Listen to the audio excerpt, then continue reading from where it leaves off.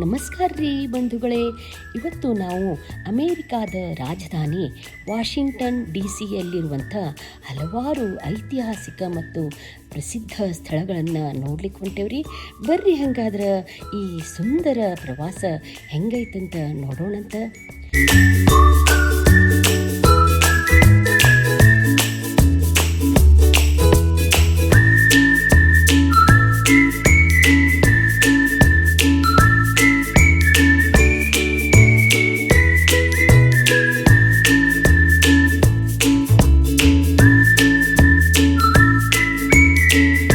ಮೊದಲಿಗೆ ನಾವು Benjamin Franklin ಹೌಸ್ಗೆ ಬಂದ್ವಿರಿ.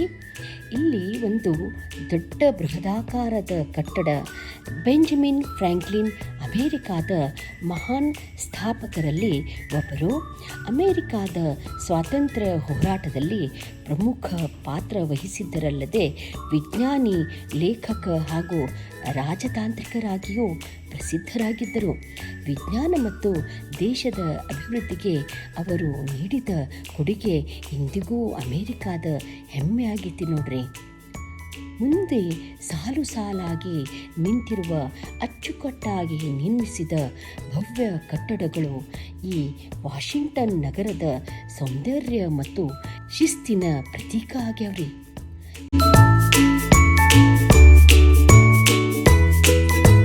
ಇಲ್ಲಿ ಪ್ರಯಾಣದ ಮಧ್ಯೆ ದಣಿದವರಿಗೆ ವಿಶ್ರಾಂತಿ ಪಡೆದು ಹಸಿವು ನೀಗಿಸಿಕೊಳ್ಳಲು ಉತ್ತಮವಾದ ರಿಫ್ರೆಶ್ಮೆಂಟ್ ಸೆಂಟರ್ ವ್ಯವಸ್ಥೆ ಇದ್ದು, ಇಲ್ಲಿ ಕಾಫಿ, ಟೀ, ತಂಪು ಪಾನೀಯಗಳು, ವಿವಿಧ ಬಗೆಯ ತಿಂಡಿಗಳು ಮತ್ತು ಊಟದ ವ್ಯವಸ್ಥೆಯೂ ಇತ್ತು. ಇಲ್ಲಿ ಅಮೇರಿಕಾ ದೇಶದವರು ಪ್ರವಾಸಿಗರ ಸೌಕರ್ಯಕ್ಕೆ ನೀಡುವ ಮಹತ್ವ ನಿಜಕ್ಕೂ ಮೆಚ್ಚುವಂಥದ್ದಾಗಿತ್ತು. ನಂತರ US ಕ್ಯಾಪಿಟೋಲ್ಗೆ ಬಂದ್ವಿರಿ. ಈ ಭವ್ಯ ಗುಮ್ಮಟದ ಕಟ್ಟಡವು ಅಮೇರಿಕಾದ ಪ್ರಜಾಪ್ರಭುತ್ವದ ಪ್ರತೀಕ ಆಗೈತ್ರಿ. ಇಲ್ಲಿ ಅಮೇರಿಕಾ ದೇಶದ ಪ್ರಮುಖ ಕಾನೂನುಗಳು ಚರ್ಚೆಯಾಗಿ ಅಂಗೀಕಾರ ಆಗ್ತಾವ್ರಿ. ಈಗ ನಾವು ಯುನೈಟೆಡ್ ಸ್ಟೇಟ್ಸ್ ನ್ಯಾಷನಲ್ ಆರ್ಕೈವ್ಸ್ ಕಟ್ಟಡವನ್ನು ನೋಡ್ಲಿಕ್ಕೆ ಬಂದೇವ್ರಿ.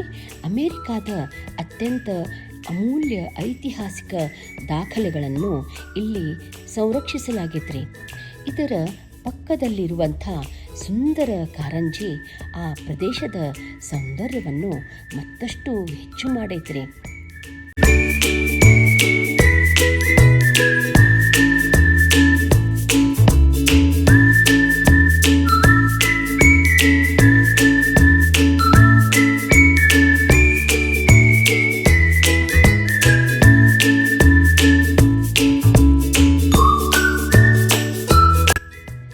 ಆಮೇಲೆ ಅಮೇರಿಕಾದ ನ್ಯಾಷನಲ್ ಗ್ಯಾಲರಿ ಆಫ್ ಆರ್ಟ್ ನೋಡಿದ್ವಿ.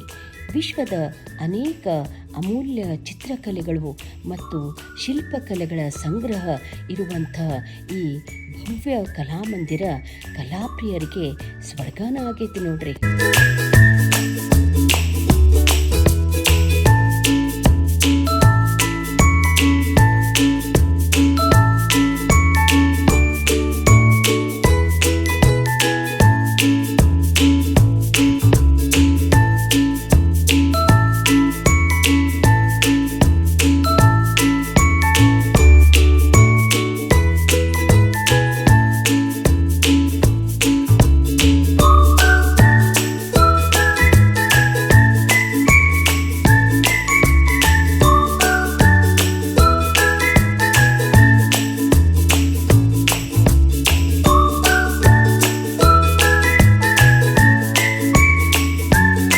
ಈಗ ನಾವು ಆಕಾಶದೆತ್ತರಕ್ಕೆ ಎದ್ದು ನಿಂತಿರುವ ವಾಷಿಂಗ್ಟನ್ ಸ್ಮಾರಕ ಒಬೆಲಿಸ್ಕ್ ಅನ್ನು ನೋಡ್ಲಿಕ್ಕೆ ಬಂದೇವ್ರಿ. ಇದು ಸುಮಾರು 555 ಅಡಿ ಎತ್ತರದ ಈ ಸ್ಮಾರಕ ಅಮೇರಿಕಾದ ಮೊದಲ ರಾಷ್ಟ್ರಪತಿ ಜಾರ್ಜ್ ವಾಷಿಂಗ್ಟನ್ ಅವರ ಗೌರವಾರ್ಥ ನಿರ್ಮಾಣ ಆಗಿದ್ದು, ದೇಶದ ಹೆಮ್ಮೆ ಮತ್ತು ಏಕತೆಯ ಸಂಕೇತ ಆಗಿತ್ತು. ಇದರ ನಂತರ ವಿಯೆಟ್ನಾಂ ಯುದ್ಧ ಸ್ಮಾರಕಕ್ಕೆ ಭೇಟಿ ನೀಡಿದ್ವಿ. ದೇಶಕ್ಕಾಗಿ ಪ್ರಾಣ ತ್ಯಾಗ ಮಾಡಿದ ಸಾವಿರಾರು ಯೋಧರ ಹೆಸರನ್ನು ಕಪ್ಪು ಗ್ರೆನೇಡ್ ಗೋಡೆಯ ಮೇಲೆ ಕೆತ್ತಲಾಗೈತ್ರಿ. ಆ ಗೋಡೆ ಮುಂದೆ ನಿಂತ್ರ ಅವರ ತ್ಯಾಗ ನೆನಪಾಗಿ ಮನಸ್ಸು ಭಾವುಕ ಆಗ್ತೈತ್ರಿ. ಅಲ್ಲೇ 3 ಯೋಧರ ಕಂಚಿನ ಪ್ರತಿಮೆನೂ ಐತ್ರಿ. ಅದು ಯುದ್ಧದಲ್ಲಿ ಸೇವೆ ಸಲ್ಲಿಸಿದ ಎಲ್ಲ ಯೋಧರ ಧೈರ್ಯ, ತ್ಯಾಗ ಮತ್ತು ದೇಶ ಪ್ರೇಮವನ್ನು ಪ್ರತಿಬಿಂಬಿಸ್ತೈತ್ರಿ. ಕೊನೆಯದಾಗಿ ಅಬ್ರಹಾಂ ಲಿಂಕನ್ ಸ್ಮಾರಕವನ್ನು ನೋಡಿದ್ವಿ. ಅಮೇರಿಕಾದ ಮಹಾನ್ ರಾಷ್ಟ್ರಪತಿಗಳಲ್ಲಿ ಒಬ್ಬರಾದ ಅಬ್ರಹಾಂ ಲಿಂಕನ್ ಅವರ ಭವ್ಯ ಪ್ರತಿಮೆ ದೇಶದ ಏಕತೆ, ಸಮಾನತೆ ಮತ್ತು ಸ್ವಾತಂತ್ರ್ಯದ ಸಂದೇಶವನ್ನು ಸಾರ್ತೈತ್ರಿ. ಈ ಸ್ಮಾರಕವನ್ನು ನೋಡಿದಾಗ ಅವರ ಮಹಾನ್ ನಾಯಕತ್ವಕ್ಕೆ ಗೌರವ ಸಲ್ಲಿಸಲೇಬೇಕು ಅಂತ ಅನಿಸಿತ್ರಿ.